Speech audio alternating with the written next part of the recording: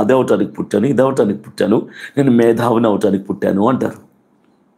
యేసు ప్రభులు వారి దగ్గర మైక్ పెట్టి, యేసయ్యా యేసయ్యా నువ్వు ఎందుకు పుట్టావు అంటే ఆయన ఏమంటారు తెలుసా? నీ పాపం పోవాలని, నీ పాపం పోవటానికి ఒక పరిశుద్ధమైన రక్తం చిందించబడాలి, ఒక పాపం లేని మానవుడు బలైపోవాలి.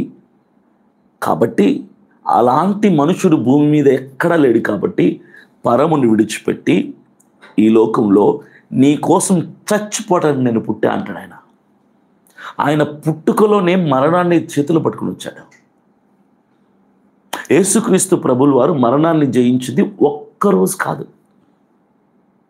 33.5 సంవత్సరాల కాలము ఆయన మరణాన్ని జయిస్తూనే ఉన్నాడు. ఎందుకు తెలుసా?